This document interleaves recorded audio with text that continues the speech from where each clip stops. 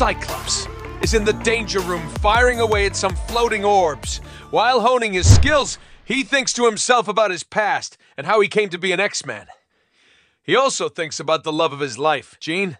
Recently, they were on a break from the X-Men, but were called back by the Professor to help them expose a traitor among the team, and they discovered that Wolverine had been replaced by a Skrull. He wonders if he'll ever truly find peace. After finishing his session, Jean walks in. She was worried about Scott when she woke up in the middle of the night and didn't find him in bed next to her. He tells her that he couldn't sleep. Jean says she understands. He wants to leave the X-Men, but it will be very hard for him to do after all these years.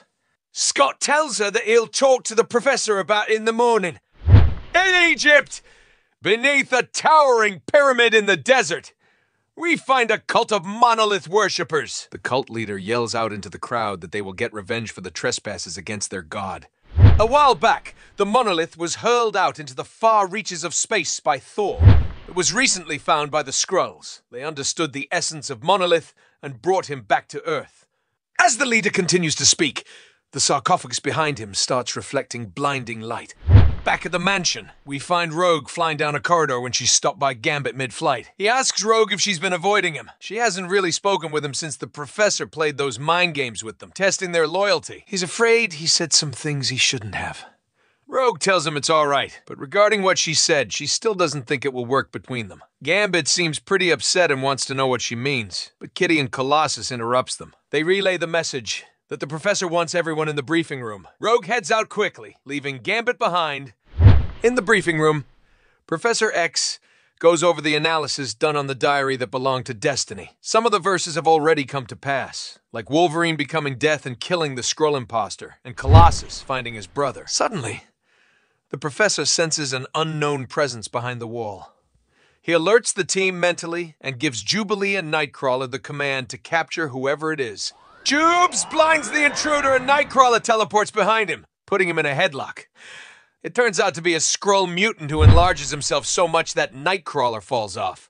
He also knocks down the wall into the briefing room.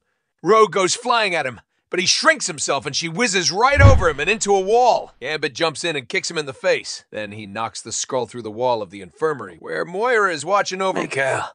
Colossus follows them in and picks the Skrull up, ready to deck him.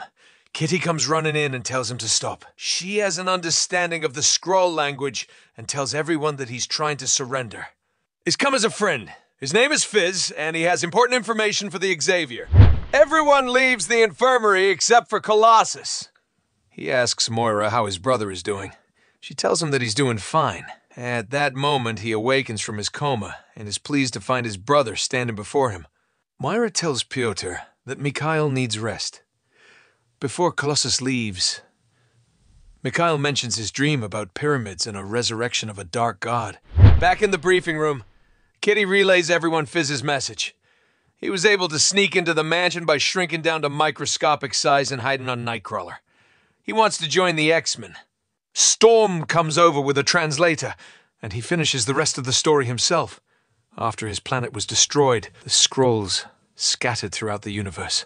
They had too many enemies out there, so they allied themselves with the Death God. They are currently forming an army for the Ally. He has plans for many Earth mutants. Xavier wants to know details, but Fizz doesn't know them.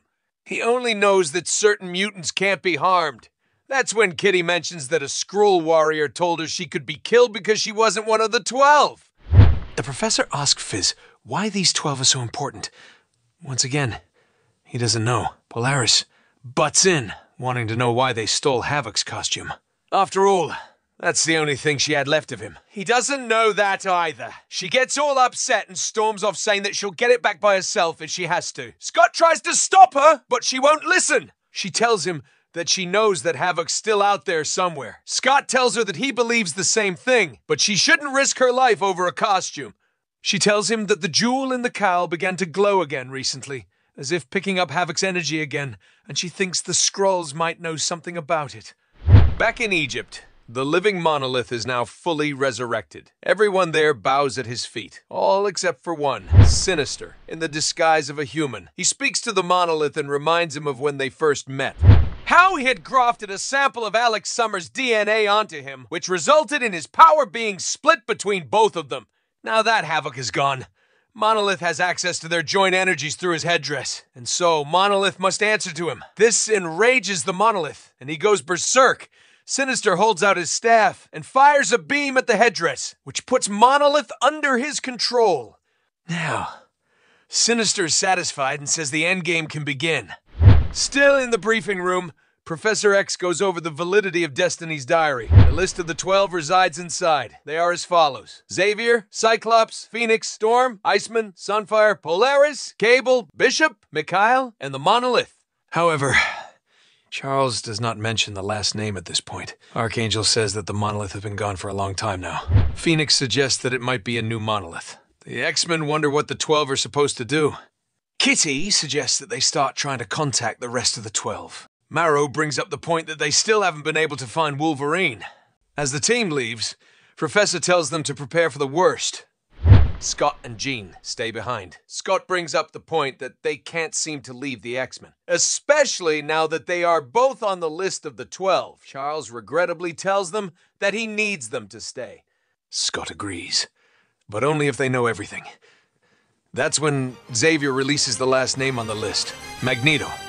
He left him out because he feels he must personally contact him.